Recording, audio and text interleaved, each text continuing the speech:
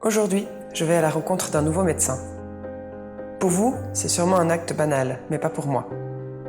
Va-t-il voir l'humain sous le poids? Va-t-il être bienveillant? Répondra-t-il à mes questions? Ma souffrance sera-t-elle entendue? Malgré tout, il faut bien que j'aille me faire soigner, comme tout le monde. Allez, courage!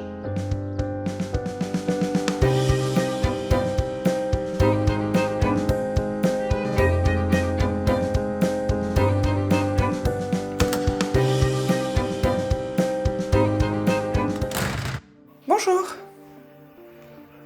Bonjour. J'ai rendez-vous avec le docteur Muller. Vous êtes madame? Madame Martin à 13h. Ok. Salle d'attente. Merci.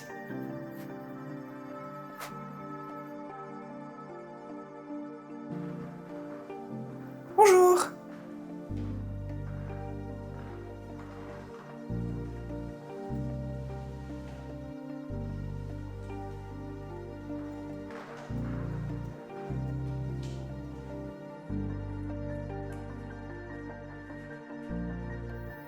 Katia, pourquoi la dame elle est grosse? Parce qu'elle mange trop de chocolat, Robin. Tu vois comment tu vas finir si tu continues? Madame Martin, c'est moi. Suivez-moi.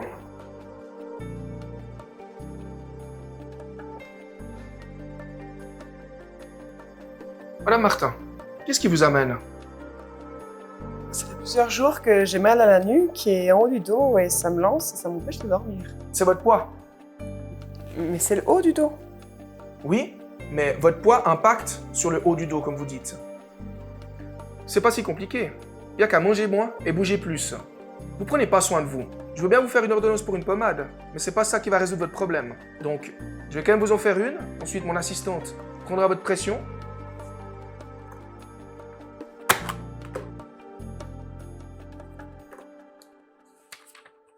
Madame Martin.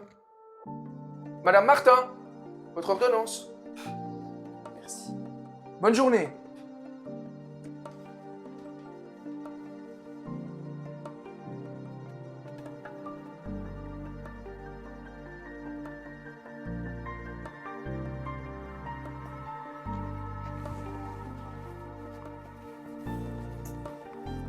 Forcément, ça passe pas, hein.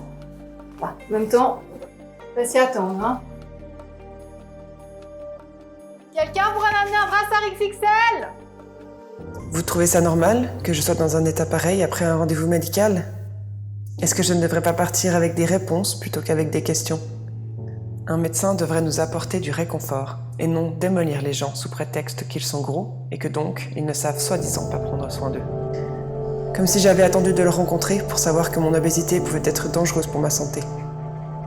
J'en suis parfaitement consciente et un tel comportement ne peut que me faire perdre ma confiance en moi et me faire me sentir coupable de ce que je suis. Je ne suis pas grosse pour le plaisir, je me bats chaque jour avec mon poids. Et il me semble que j'ai le droit de me faire soigner comme n'importe lequel d'entre vous. Car oui, il y a un humain à l'intérieur, un humain qui vit et qui souffre aussi parfois. Alors pour moi, un rendez-vous chez le médecin, ça devrait plutôt se passer comme ça. Bonjour! Bonjour madame. J'ai rendez-vous à 13h avec le docteur Muller, Madame Martin. Madame Martin, oui, c'est juste. Ah, je vous en prie, vous pouvez passer en salle d'attente. Merci beaucoup!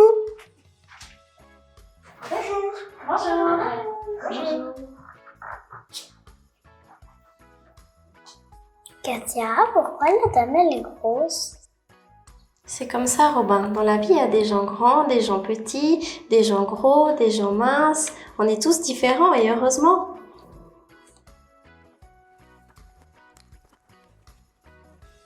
Madame Martin. C'est moi. Bonjour Madame Martin. Bonjour. Allons-y, je vous en prie. Merci, c'est gentil. Madame Martin, qu'est-ce qui vous amène? Ça fait plusieurs jours que j'ai mal dans la nuque et le haut du dos, ça me lance et ça m'empêche même de dormir. Vous avez une idée de ce qui vous est arrivé? J'ai pris un peu de poids dernièrement, je me demandais si ça pouvait pas être à cause de ça. C'est possible, mais il y a aussi d'autres hypothèses. Vous me parlez de votre poids, ça vous inquiète? Oui, ma prise de poids m'inquiète. Ce qu'on pourrait faire, c'est prendre un autre rendez-vous pour parler de votre poids. Et puis aujourd'hui, on essaie de voir pour traiter votre problème. D'accord, très bien. Est-ce que vous avez fait une chute? Un faux mouvement? Ou bien porté une charge lourde? C'est vrai que le week-end passé, on allait en randonnée et j'avais mon sac qui était un peu lourd, mais sur le moment, j'ai rien senti. Ouais, c'est possible que ce soit ça. Écoutez, je vous propose de vous ausculter, et puis ensuite, mon assistante prendra votre pression. D'accord, Parfait. merci docteur. C'était avec le docteur? Très bien, merci. Alors, on va fixer un rendez-vous pour la semaine prochaine. Ça marche. Voilà, c'est comme ça que ça devrait se passer. Je devrais repartir avec des réponses et heureuse d'avoir été entendue et que ma souffrance ait été prise en compte. Après tout, c'est pas si compliqué. La stigmatisation des personnes souffrant d'obésité entraîne des conséquences très délétères pour leur santé. Psychologiquement, un effondrement de l'estime de soi, de la confiance en soi, un risque d'isolement social, de dépression, d'idées suicidaires ou même de suicide, ainsi que l'augmentation des troubles du comportement alimentaire et l'évitement de l'activité physique de peur d'être jugé. Physiquement, le stress engendré par la stigmatisation stimule un excès de production de cortisol.